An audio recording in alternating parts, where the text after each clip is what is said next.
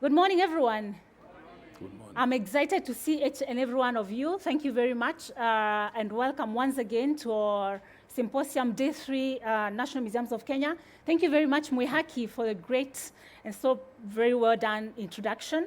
I will not repeat my name because it has been said. I remain Njeri, and today I am joined by not only two, but actually four great people, members of this symposium, who are doing great work, as you will hear.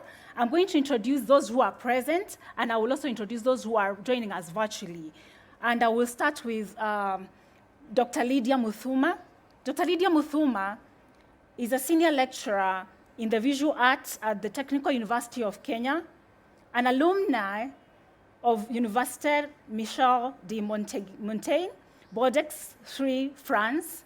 Dr. Muthuma's research interests focus on the meeting point of culture and the visual arts, especially Eastern Africa's visual articulation and production.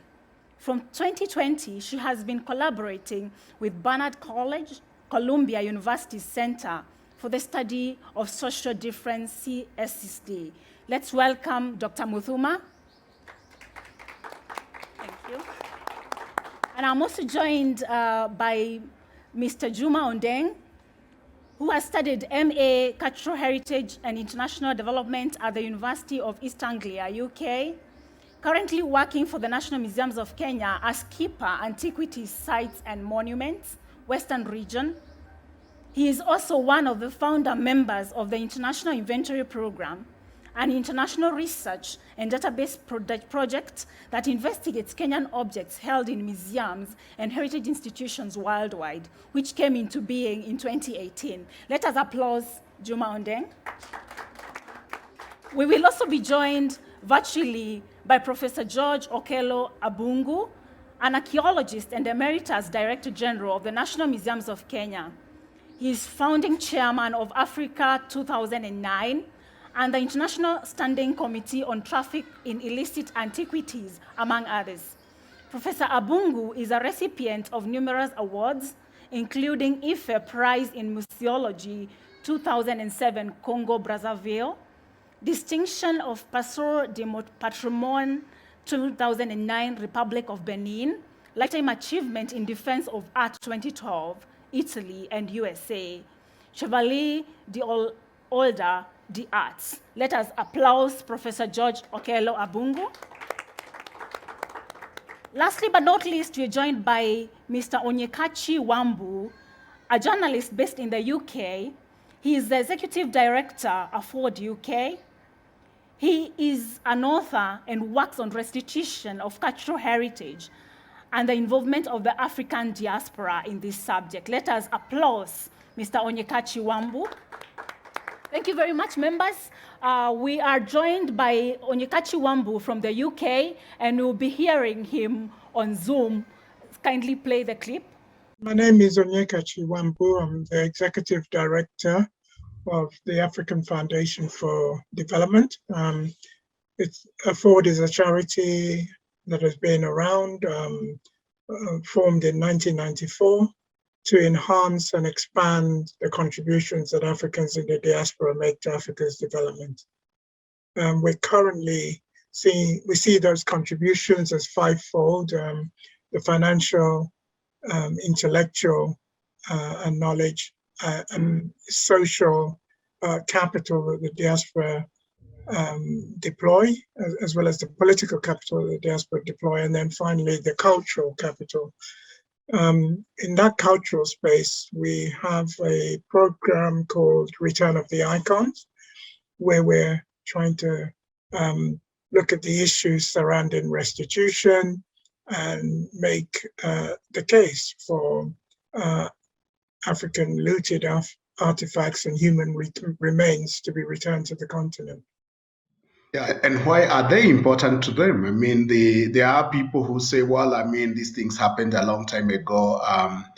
We don't need to revisit that. I mean, we can kind of adapt to the status quo and make the best of it.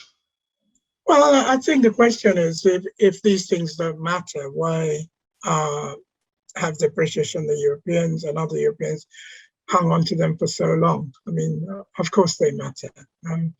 The British, in the museums, the argument is made that, Britain is displaying the world to itself. Africa needs to have its sense of itself as well, and to display its own treasures in its own spaces. And now there's a big debate about whether the current Western idea of a museum is the best way to display these items if they were returned. And that's a conversation we can have amongst ourselves. Many of these items were functional, they were ritual objects. So is a museum the best place to display them anyway? So that's when they're returned. So that's a big conversation we can have. But there's no doubt about the importance of these cultural items. They're an example of our genius. If you look at the treasures from the Benin bronzes, from the Ashanti gold pieces, the Egyptian, the Pharaonic pieces, the Ethiopian pieces from the Magdala. These are world defining aesthetic and artistic triumphs, and Africa needs to have that as well to reconnect to its past and to begin to understand how young Africans can be inspired by this, can react to it, but can see it as part of how they begin, as the AU wants by 2063, to recreate an African Renaissance. If you don't have the Naissance, how can you have a Renaissance? And the Naissance are in these pieces. Absolutely. So let's move on to an area of immense interest to me, because I know you've been working in this area, which is really the whole question of the responsibility of institutions in the global north. And, in terms of policy, in terms of legislation, as well as other, advocacy work that can be done in the global north.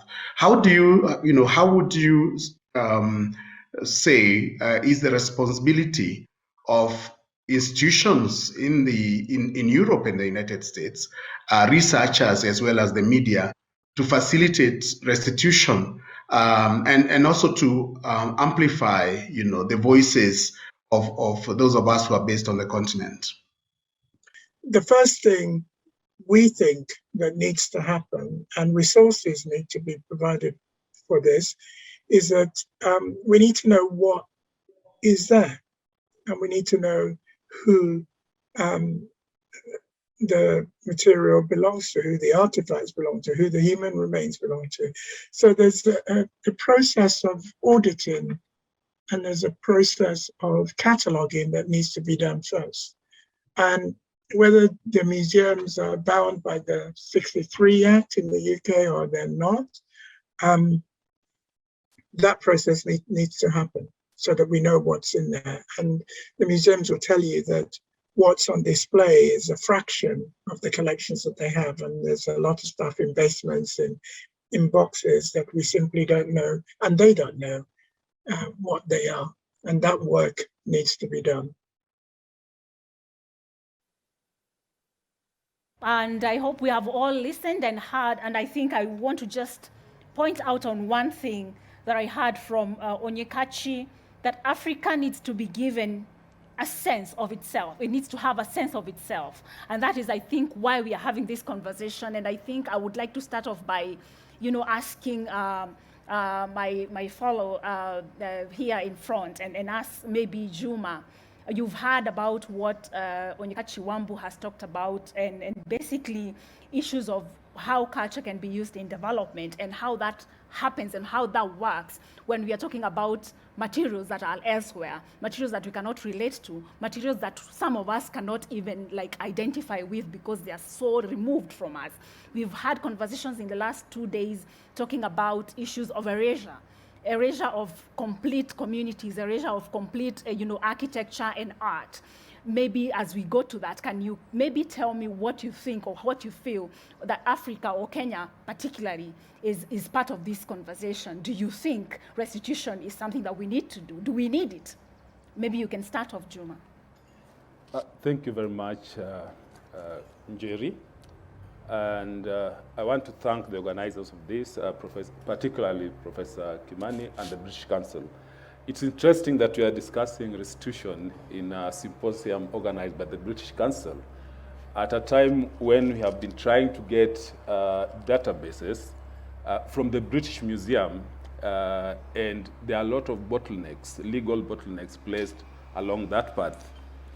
Restitution, for me, I will say it's a human rights issue. Now, and why do I say this? We have to look at how these objects left the continent. Number one, for the British, during the British Empire adventure in Kenya, we had a lot of punitive military expeditions. And I'll give an example. There were communities in Chitambe and Lumboka in Bungoma who were completely decimated. And in the process, their objects, what Onyekachi has said, that these were daily use objects. Yeah, when those communities, the fortress in Chitambe and Lumboka were attacked, what happened? Everything was carted away. They then ended up, as we speak, in Pitt Rivers Museum in the UK. That community need to have justice by having their objects back. Now, the second incidence, ways through which these objects left in Kenya, you'll talk about legal instruments that were used. So we have the Witchcraft Act, for example, of 1925, which proscribed any traditional medicinal practices, which were all lumped under the basket of witchcraft. Now, the district commissioners were given immense powers to confiscate all the witchcraft paraphernalia and destroy them. The fact of the matter is they were never destroyed.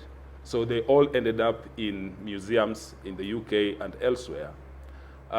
Number three, we had religious conversion, because when people attack you, they don't just attack you physically, they also attack your culture, the fundamental of your existence and identity. So those who are being evangelized and Christianized decided that they should have a new identity and gave out things. Missionaries took these things out of the country. And of course, there have been other incidents of outright plunder and theft. So restitution for me is very important because it's about human rights violation in the past, and the only thing we can do right, especially from Europe and North America that keep on lecturing Africa about fundamentals of human rights and justice, is for them also to reciprocate by restituting these objects. Thank you. Wow, thank you very much, Mr. Juma. It's very interesting that, your observations are very key. But probably we can shift and talk with Dr. Muthuma. I know that you've been playing a very key role in issues of visual art, and especially information of our young people at the university and at the college level. But then I also know, or I have learned, that you also are playing a role in what you're calling the National Memory of the Wild. And probably you can tell us a little bit about that as we also kind of also connect that what does it mean? And for you, do you think that has a connection to restitution? Thank you very much, everybody who's here and the ones who are joining us online. Memory of the World. This is a body that was started by UNESCO, and the idea is to put together the documentary heritage of the world. It happened after the scuttling of the museum in Timbuktu. After the war, people felt, we have lost something that we cannot replace. It is important because what our forefathers did, whether they are our direct ancestors or not, if they produced iconic works of aesthetics or even simple functional objects, I think it's good to honor them. What can be a little tricky is that whoever formulates the legal approach, the policy approach to any worldwide organization needs to take in the views of every participant.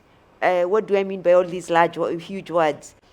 Kenya is a member state of UNESCO. Now, if we are collecting documentary heritage, Kenya, I would say, is largely an oral-based culture. And because of that, Kenya has not yet registered any item in the memory of the world.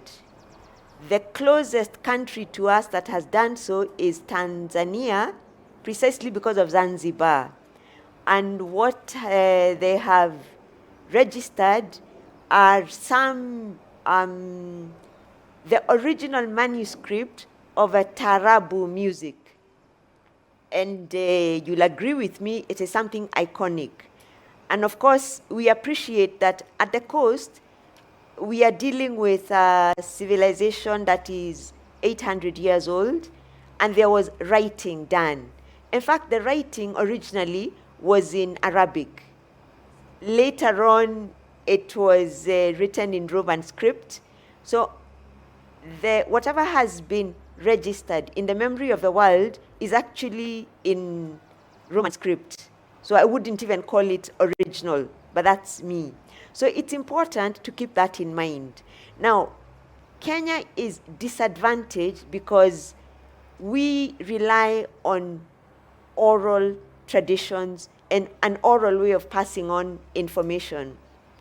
Yesterday, Dr. Nyairo talked about capturing our culture on soundscapes, on video, on film. Where is that material? Because clearly, that is something we would like to put on the register of the world.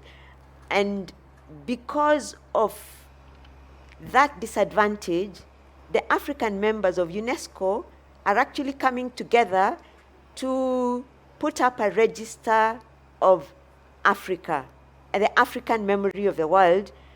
I think it is a good way to go, not because we have a quarrel with the global one, but because we will make a contribution that is relevant to the world and also to ourselves. Because if culture is to be evaluated, assessed, appreciated, always from the external, it loses its soul. You know, this cultural heritage we are talking about, the restitution, the bringing back, after bringing back, what happens? Have we asked ourselves that question? Decolonization is a good way to go, but after decolonizing, gap, no, silence. I don't know, maybe you've thought it out, but I haven't heard much about that. The fact of the matter is, culture is about our intimate selves, who we are today, and of course we are who we are today because of the people who come before us. So whatever our ancestors did, whether it's in Chitambwe or it's in the Mau Mau caves, yesterday somebody talked about the Mau Mau caves, it doesn't matter whether we wrote it down or did not, we had a way of passing it on. Can we look for ways of registering that in our national memory of the world and in the Africa memory of the world, and later on, if needs be, in the global memory of the world? So in a nutshell, that is what Memory of the World stands for. And the body, the commission, the committee was put together. Members were drawn from the National Archives, the National Library, the museums of Kenya, Kenya Broadcasting Corporation, what was VOK, a few universities that have arts faculties. Yeah, but I thought that it would be a good idea to let you know, because I think you are key players, the people who are taking part here. You are part and parcel of the culture of Kenya, what we have inherited and what we are manufacturing or living today. Wow, thank you very much, Dr. Muthuma. It's very interesting. I thought it's good to bring in those two issues that are currently what is happening. And that actually also brings me to my next question, and this could go to Juma. When we were listening to Wambu, he said that there was an indication that the holding institutions in the global north have a responsibility. And I'm also aware that Juma and the museum has been doing work on provenance research on restitution and the International Inventory Program. I would like you to connect those two and say, like, look at it and say, like, probably tell the audience, what do you feel that the holding institutions are taking up their responsibility? What is your experience? Is there a connection between what Dr. Muthuma is talking about in terms of documentary heritage, what is oral, even if it's not written? Is it connecting to whatever it is that you have found? Because he has come out very clear and say that even before we start thinking about what we need to bring, we need to understand what we have. So has there been a connection, or is there a disconnect between what you may have found probably in the IIP? You can tell us a little bit about that, and whether it's a disconnect between what you have done, or there is a connection between what is out there and what is existing in the oral traditions of the people today. Thank you very much. One of the key questions that I would like to address is the issue of databases. I know because we have an oral tradition, you don't keep a database in your mind. And so when you engage with communities, the things that were lost, there's a bit of erasure because the current generation do not understand what left.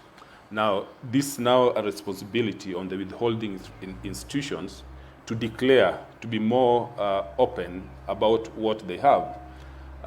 International Inventories Program, which National Museums of Kenya has partnered with other organizations, the Nest Collective, the Shift Collective, funded by Goethe Institute, and have two other partners, Rautenstrauch-Jost Museum in Germany and Welter Kulten, WKM Museum in Frankfurt. What we tried since 2018 is to develop a comprehensive database of Kenyan objects that left the country from pre-independence period. So the work has been quite comprehensive. Now, we have been writing those letters to these institutions. I think we wrote over 100 letters in the course of about 3 years. The response has been a mixed bag of results. So far, we have about 34 museums responding with their databases, and that has a number of about 32,000, slightly over 32,000 objects in that database. Now, initially, when we began the IIP process, we thought the focus would only be on cultural, on material heritage objects as a main focus. But then we realized that as we talked with the communities, people came up with lost relatives. So human remains became now part of what we have to difficult conversation we have to have with these museums. And we realized that in some museums, they don't declare human remains. So they'll tell you, okay, this is a side chart. We don't want it on record that we have human remains from Kenya, but we are not going to declare it openly. So we need other avenues of engaging with this. Now, so even though they have these things, they are not also transparent about it. There's opaqueness in terms of the information they are giving. So they select what they think is right for them to give, and then they hold back on some information that they feel are sensitive. And this then calls upon us and our institutions, our government, to be more assertive in terms of how this process is carried forward. I know Professor Kimani has been very passionate about this, and always I wish he was at the center of government driving this process forward. Yeah, so I don't know if that answers your question, but there is opaqueness from the global north in terms of the information they are giving to us in Africa. So in short, what you're telling us that the responsibility, which is very well known, even just being open about what we are holding, is not happening now. Yeah. So we are simply saying that we are calling on those institutions and all who can listen and hear and talk to them, that we need that responsibility of saying, hey, this is what we have. That is very, very interesting. Yeah, and I will add something. In as much as Africa is talking about restitution, I'll be very honest about this. Now, I was in Germany last year on a different mission, and I talked with a number of museum directors, and the question I asked them, how many restitution requests do you get from Africa?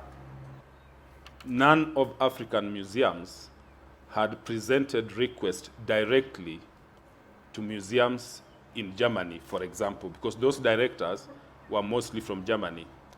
And even Nigeria, which has been very vocal in terms of demanding for things, only presented a petition to the British Museum last year in October. So that brings the question whether we are really serious about restitution. Because if we are, there should be more action on the ground. And the action should be government at the center of this, governments across Africa at the center of this. Thank you very much. It's very interesting because it means that we are already saying that the role that is being played by Twaweza Communication and by Professor Kimani here present, we want to push you straight to government so that you can push for this. It's very interesting because that tells you that the Kenyans have the issues of restitution at heart and they want to see action at the center of it where it's required. So this is very interesting. So it is very good because you've told us about the work you've been doing and you have tried to do a connection. But probably as we come slightly towards the end, I would like to ask Dr. Muthuma to tell us what the role of academia is in the issues, two issues that you've talked about, the documentation of memories of Kenya and also restitution and the research that has been happening. What is the role of academia in this discourse? That's a tough order, but let me try. Everybody in society has a role to play. And academics, sometimes we want them to be like a camera. Whatever is happening, you want to jot it down and write it as, in real time, as they say. That is the role of journalism, not academia. Because a scholar needs to wait for the images to pass before them, and then those images or that information or that material, whatever it is, just the living of life, let it sink into one's soul. Let it settle there. Let that person think it through so that you can arrange it into some cohesion, some coherence, something that will make sense. Because we have thought about it, critiqued it, rearranged it, measured it against the public.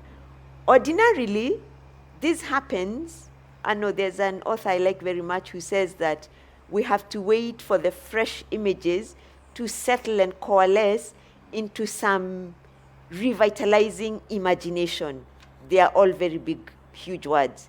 Anyhow, your academic needs to take a bit of time, look at life, think about it, and then present it to us.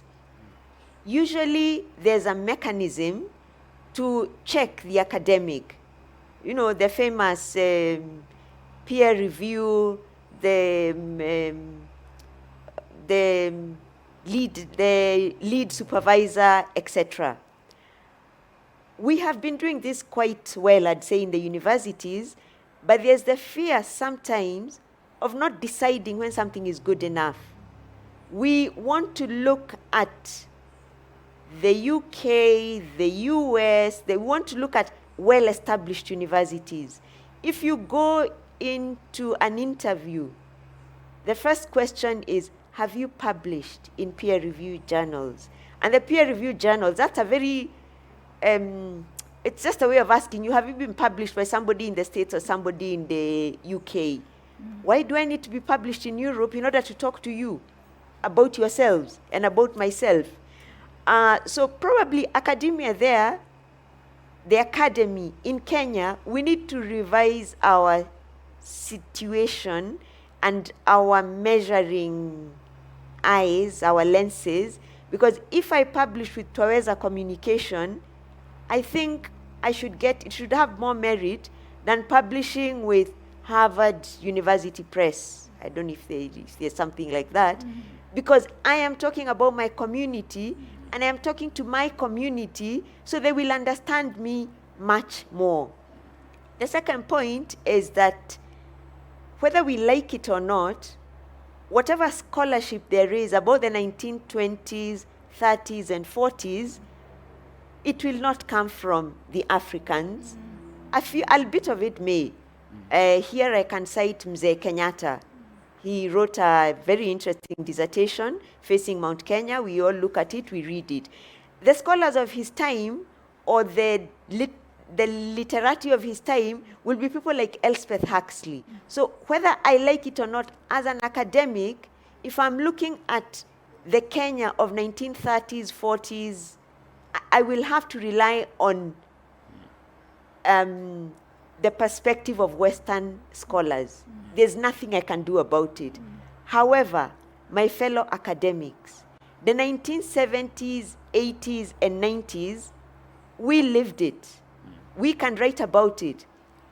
I don't think there's too much written about it.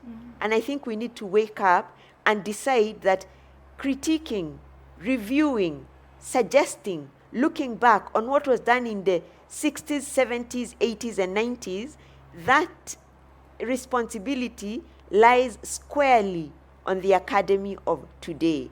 And there are enough members, even in these institutions, to come up with a journal like yesterday and to say, this is what I think. You as my peer, what do you think?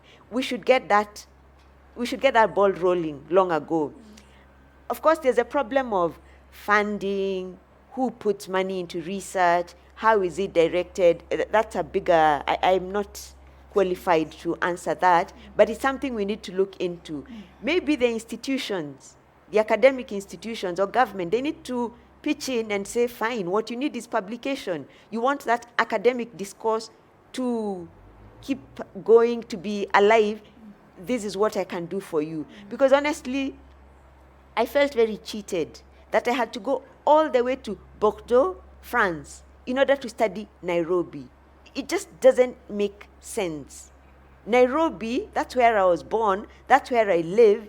Surely I should be able to study Nairobi from Nairobi, and my critics will come from Nairobi. People in Bordeaux, France, in fact, I might cheat them a bit if I want to. I mean, really, because how many of them will know that the statue of Mzee Jomo Kenyatta that is in front of the KICC, he's dressed in academic regalia. He's wearing robes of the Vice Chancellor of University of Nairobi, because when that statue was cast, he happened to be the Vice Chancellor of University of Nairobi. People in Bordeaux don't know and probably don't care, because really, it doesn't mean that much to them. And that answers your question. The people who are holding data from Africa, from Kenya, in a sense, it loses meaning, because it lacks that vital connection. Culture is not just something, data you have on a shelf in a database, or the skin that was worn, I don't know by who. If it is not connected to the people who give it life, then it ceases to be heritage. Heritage, it needs to be inherited by somebody who understands it, somebody who will live with it, translate it into something meaningful. The clip we watched from Wambu, his name is? Onyekachi. Yes, he's talking about ritual objects. If you're not going to live that ritual, if that ritual doesn't mean anything to you, it can be in the best museum in Germany, but it has been fossilized. It is dead. And to say that, the Museum Act, the legal, I don't know what, the law does not come before people. We need to delink the two. We are the same ones to go back and redraft that law, give the heritage to the people that it belongs to. You have said that few museums have asked for repatriation. Probably it's because they don't know where their information is being held. So somebody somewhere, I don't know whether that is the work of academia or the work of lawyers, I'm not sure who it is, but somebody somewhere needs to identify that material. I think our Global North partners should also declare without waiting to be asked. Just let it be known, and then from there we can move on. Because for me, this whole debate is actually about humanizing everybody. we cannot imagine that he is more human than I am, or I am more human than he is. Because if the playing field is not level, we can't even hold a conversation. Heritage is for all of humanity, and humanity has a basic equality that cannot be negotiated. If it is important to me and to my family, because I'm a human being, whatever is important to him and his community is his, and if I am holding it, it is only proper that I give it over. For the simple reason that he is as human as I am. So academia has a job of articulating these issues, locating that information, talking about it, critiquing it. Our voices will be limited when we come to events and activities of the 1930s, but they are no less valid. The events of 1970s, 80s, and 90s, I think we are failing ourselves. We need to wake up and do something about it. The other role that academia can play is that we have been very active in politics. Kenya is a politically charged nation. The political debate is vibrant, has always been. The cultural debate, the academic debate, the scholars, where is our voice? I don't hear it as much. And there, it would be remiss to blame our global partners. We also have a role to play. I don't know if I have responded. You really have done it, and then it's very interesting because you have brought in very important issues, talking about the role of academia as the role, making sure you articulate, locate, identify, locate, and articulate, not only keep quiet. And I think that also talks about the voice that academia must have in issues that are happening in this country or in Africa in general. And that connects very well with what my colleague here has talked about, issues of the fact that leadership could be wanting. But maybe we can digress a bit and kind of also connect the two and talk about what to me seems like a hangover of a kind, because that is what you've been talking about, that for me to publish, I have to measure it against something. It could have something to do with the kind of a curriculum we could be following, or what we have borrowed, or what we have always acquired. And the hangover also comes in terms of, if I brought an object to Bungoma, for instance, you talked about a whole community that was finished and the rest. Do you think that today the people of Bungoma, or the people who are currently living there, could identify with the object, or would they want to distance themselves from it? And that this one, I want to leave it open, because how far have we dealt with the issues of hangover that we carry along from where we have come, and how it's affecting how we are moving forward?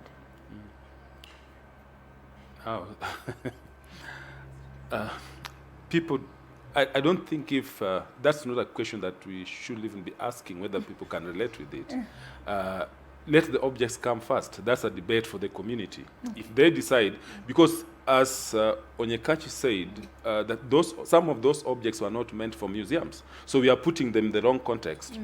If I recall correctly, in engagement with community members, one of the elders told us that objects exist in two forms. There's the body and the soul. So what the withholding organizations have at the moment, they have the bodies of these objects, but the souls remained here. So contextually, they are irrelevant in those spaces. So even if you look at those display, what do they display? African objects. It's about, this figurine from this particular community, this the size, it's from Kenya, this community, the year. That's all.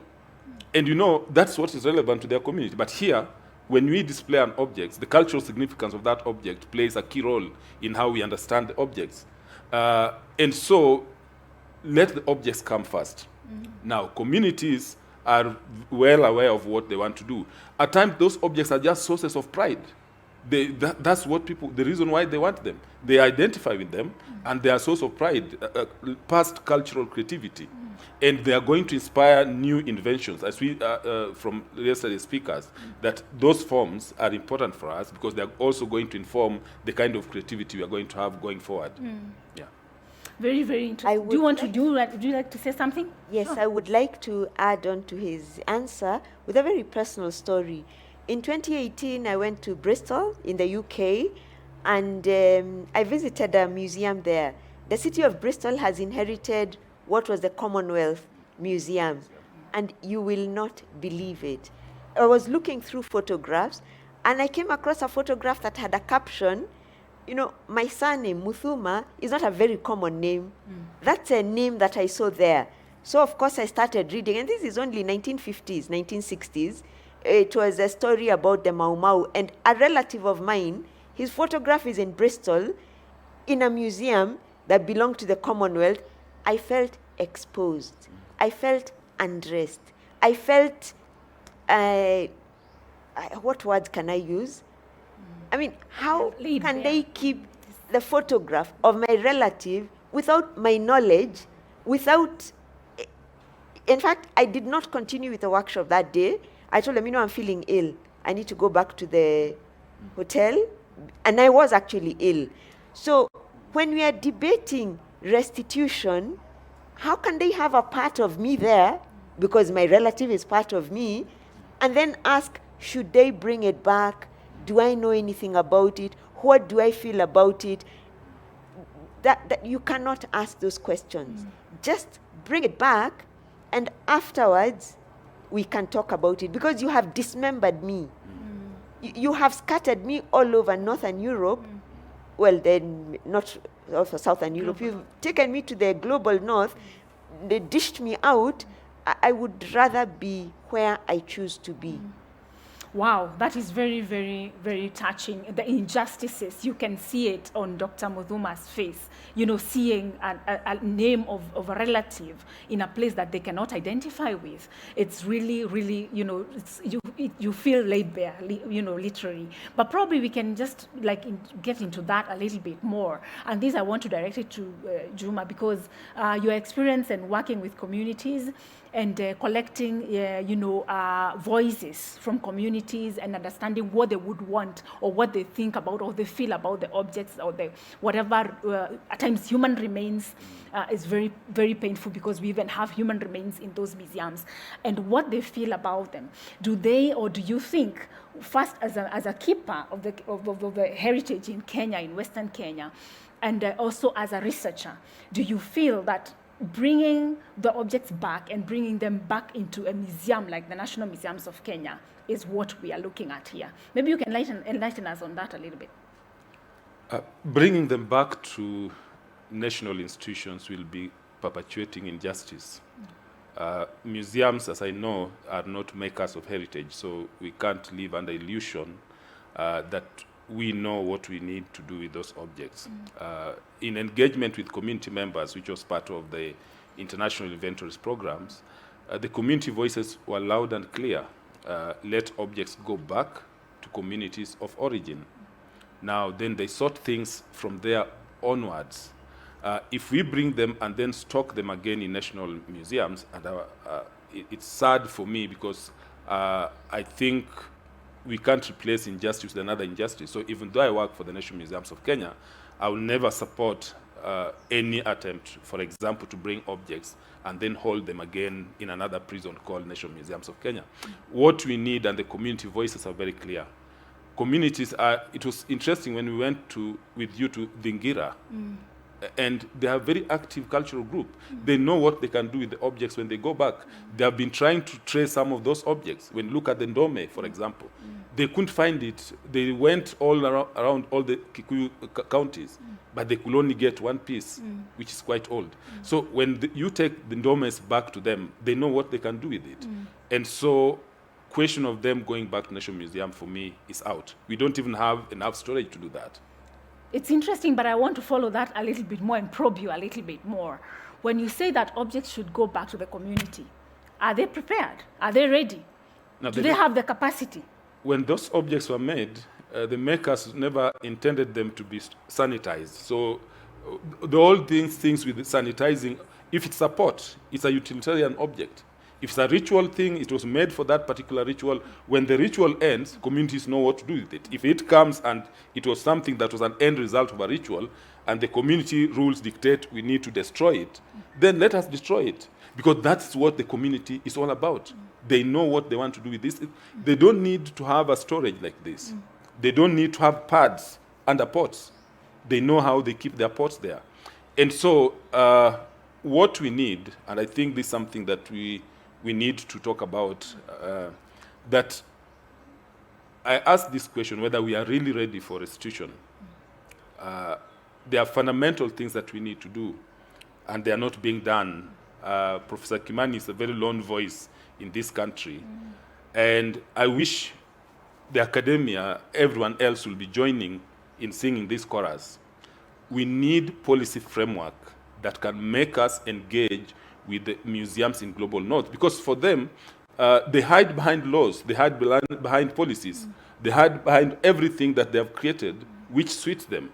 But if we have a robust system, starting with our own internal policies, so that as Kenya, as Africa, we have policies that then guides how we engage with them. All these community demands should be bilateral engagement between our African governments and European, as they negotiate for gold, silver, everything that comes from this continent. There should also be a clause that say, okay, in the process of this, we'll also want a return of things. So we need to be serious about this by working on our policy and legislative framework that will make these negotiations possible. Is there anything else you think that this country needs to do as we move forward and get ready for restitution, Daktari? Okay. May I first put a footnote to his answer? Sure. You asked, what are we ready to receive our artifact? I was very ready to take the photograph of my relative from Bristol Museum. I would have done it immediately, but there are rules, legalese, very many things. And it is very condescending for the holding institution to ask me if I am ready to handle my memories, my inheritance, my heritage. That should not even be put into a question form. And the question of what we will do with them, since we are equally human, each community will decide. As he said, you don't need to line the pot. I mean, pot shards simply go back to the ground. And I think here we can rope in the county governments. We have devolved this political setup. Maybe we also need to devolve culture and heritage.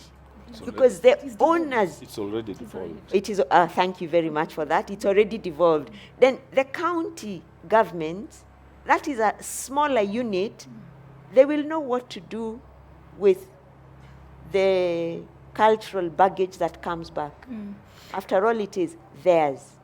Wow, thank you very much. So we are talking about policy framework. We are talking about understanding what is out there. So I would call that simply databases. Like, can we be able to document as much as we can what is out there? And then, of course, the role of county governments as smaller units. And I have read and I have had the conversation that at times when there is a claim, it's always going back to the community, that some claims have to go to communities, because when an object was taken, it was not taken from a country called Kenya. Kenya in itself that time did not exist. So definitely, if we are able to organize ourselves using a legal framework, which is formed by our national government, we will have muscle to be able to ask for what we need. And probably it's a good time right now to listen to Professor Abungu and see what he has to say about this subject. You can play the clip. My name is Abungu. I am an archaeologist and a Kenyan, and I am Emeritus Director General of the National Museums of Kenya. And I've taught in a number of universities, basically on archaeology and heritage, and I've written quite a bit on the issue of restitution. What do we need to do on the continent itself in terms of our own as researchers, as academia, as people who are committed to the transformation of Africa but also, as institutions, as governments, to facilitate this, balancing of relations between Africa and the global north, as well as facilitating the restitution of that which belongs to our people. This is a question that demands that we commit ourselves, not only the government, but also the people who form the government, the people who are in the institutions, and to be able to accept. And I say this because I've also worked in this institution, that we are still lacking in terms of our understanding of exactly sometimes what we want and how we are going to use this. Why do we want this? We want it because there is a reason. First of all, to correct the injustices. Secondly, to bring back and fill those gaps that were created. And thirdly, to utilize them as resources for our development and for the future of our nations.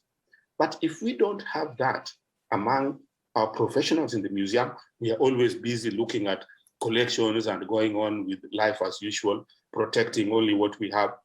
We are not going to concentrate, and we are not going to develop better arguments to bring these things back. Is it possible that part of the problem of this non-appreciation of our heritage results from our educational system that does not put culture, and the arts, and really does not seem to value, indigenous knowledge systems as part of our economic and as critical to our economic and political transition, as well as social development? Is it possible that culture is so much on the periphery within the educational system, within our political work, within our reflection, that somehow when people take up position in government, they still think that culture is unimportant? Professor, that is a big question. And I know we don't have time for that. But let me take the Africa Agenda 2063. It puts culture at the top there. If you take the 2020-2021, theme for African Union, levers for development, arts, culture, and heritage. But how much is this theory rather than practice? How many countries put even 2% of their budgets to culture? None. Culture and the Ministry of Culture is the least funded. So we talk big on this side for reasons of politics, and we do nothing in education. If you look at the curriculum, what is there that would actually inspire the youth to be able to take that line and proceed on with that and to actually appreciate that? So yes, our education system still is not liberated from the thinking of the past, which made us believe that what we have in terms of culture was bad because it was, we were missionaries brought us Christianity. They told us that we had to ban all these things while they were busy carrying these things to their museums in Europe, and that everything was bad. And for us, that mindset has stayed there, even to the government systems where when they're debating budgets, culture comes last. When cabinet is being announced, the last cabinet position that is announced is that Ministry of Culture and Heritage. So unless we move away from that and ground our development in our culture, we are going to continue to be slaves. We are going to continue to be people who would be wanting. But really, we have to appreciate that the basis and the foundation of any development, any growth of a nation lays in its culture, in the way it understands itself and carries itself. And until we do that, we are not going to be people of any spice. So I think that we definitely need to be able to really rethink the way we want to move on. Quite insightful, and it's a good time actually to move it back to the audience and the plenary. as we have heard, that we also know and are aware, and we've been talking since one day before, that was on Tuesday, on yesterday, and talking about culture and the way it's even recognized in our constitution as the foundation of a nation. And of course, now Professor has reminded us that it is also recognized in Agenda 2063 and also in the EU. But then we are asking ourselves, what are we not doing right? Probably it's a good time to open this to the, yeah? Kindly, there is a mic roaming. I see a hand on that corner. I see 5 hands. And I think we can take those right now, 2 at the back and 3 in the middle here, and then we will have responses.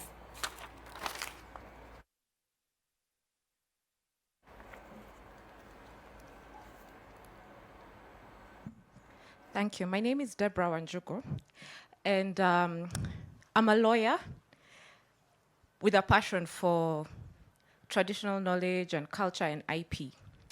And my question comes to, or is pointed at the point, when you are talking about repatriation and, or rather restitution of cultural objects and them going to communities through county governments. Now, there's this act called the Protection of Traditional Knowledge and Cultural Expressions Act, which we usually call the TK Act. It says that county governments are agents of communities, and there are certain things that they cannot work with because they belong to the National Museums of Kenya. So some of those things, despite our vehement objection to the existence of NMK or some of those objects coming to NMK, the law has kind of messed us up in the sense that they will actually come back to the communities, and then NMK will be like, oh, well, they belong to us, so they'll be brought back to NMK. And so my question is, and then currently, there are, the Act is not fully operational because it doesn't have regulations. And so the regulations are being drafted by the Ministry of Culture. But I did not get to hear of them until at a certain training that I was conducting. And now my question comes to your involvement